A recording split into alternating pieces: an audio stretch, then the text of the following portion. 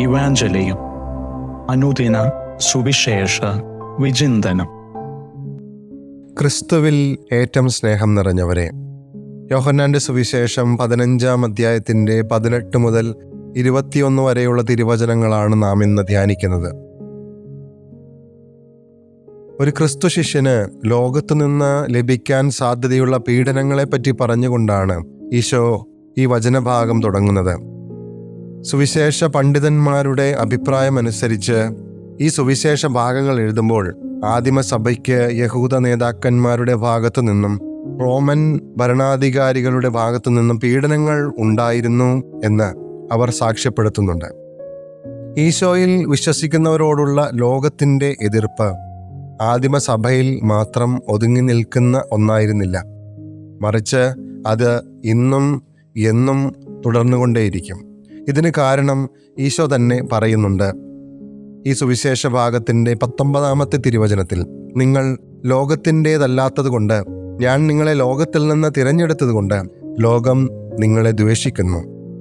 ലോകത്തിൻ്റേത്, ദൈവത്തിൻ്റേത്, ഇവ തമ്മിലുള്ള വ്യത്യാസം എന്താണ്? യോഹന്നാന്റെ സുവിശേഷം 13-ാം അധ്യായത്തിൻ്റെ 1-ാമത്തെ തിരുവചനത്തിൽ ഈശോ തന്നെ പറയുന്നുണ്ട്, ലോകത്തിൽ തനിക്ക് സ്വന്തമായുള്ളവരെ അവൻ സ്നേഹിച്ചു. ഒരുവൻ ഈശോയുടെ സ്വന്തമായി തീരുമ്പോൾ അവൻ ലോകത്തിൻ്റേതല്ലാതായി മാറുകയാണ് ചെയ്യുന്നത്. ഈശോയുടെ സ്വന്തമാകുക എന്ന് പറഞ്ഞാൽ ഈശോയുടെ വചനങ്ങൾ, ഈശോയുടെ കൽപ്പനകൾ, ആദർശങ്ങൾ, കാഴ്ചപ്പാടുകൾ അത് ജീവിതത്തിൻ്റെ ഭാഗമാക്കുക.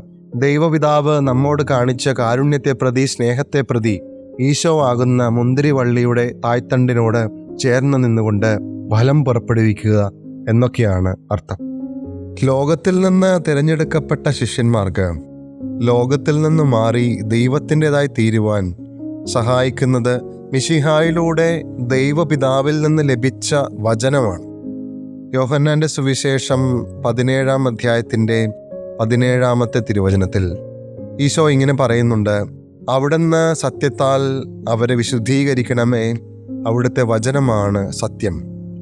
ദൈവവചനം അനുദിനം സ്വീകരിക്കുകയും ആ വചനത്താൽ വിശുദ്ധീകരിക്കപ്പെടുകയും അതിലധിഷ്ഠിതമായി ജീവിതം നയിക്കുകയും ചെയ്യുമ്പോൾ ഈ ലോകത്തിന് അവൻ ഒരു ഭീഷണിയായി മാറുകയും ലോകം തന്നെ അയാളെ എതിർക്കാൻ കാരണമായി തീരുകയും ചെയ്യുന്നു.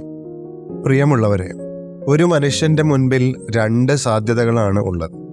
ഒന്നുകിൽ ലോകത്തെ സ്നേഹിച്ച് ലോകത്തിൽ ജീവിക്കുക.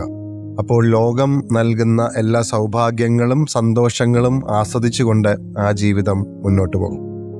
യോഹന്നാന്റെ 1-ാമത്തെ ലേഖനം അതിൻ്റെ 2-ാം അധ്യായത്തിൻ്റെ 15-ാമത്തെ തിരുവചനം പറയുന്നത് പോലെ, ആരെങ്കിലും ലോകത്തെ സ്നേഹിച്ചാൽ പിതാവിൻ്റെ സ്നേഹം അവനിൽ ഉണ്ടായിരിക്കുകയില്ല. നാം ലോകത്തെ സ്നേഹിച്ച് ജീവിക്കുമ്പോൾ ഒരിക്കലും ദൈവപിതാവിൻ്റെ സ്നേഹത്തിലേക്ക് കടന്നു വരാൻ നമുക്ക് സാധ്യമല്ല എന്നാണ് യോഹന്നാൻ നമ്മോട് പറയുന്നത്. രണ്ടാമതായി, ക്രിസ്തുവിന് സ്വന്തമായി ജീവിക്കുക.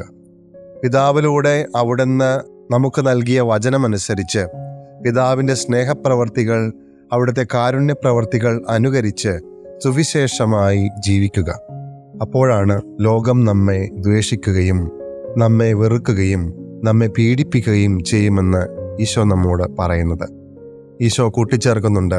യോഹന്നാന്റെ സുവിശേഷം 16-ാം അധ്യായത്തിൻ്റെ 33-ാമത്തെ തിരുവചനം, ലോകം നിങ്ങൾക്ക് ഞെരുക്കങ്ങൾ നൽകും, എങ്കിലും ധൈര്യമായിരിക്കുവിൻ, ഞാൻ ലോകത്തെ ജയിച്ചിരിക്കുന്നു.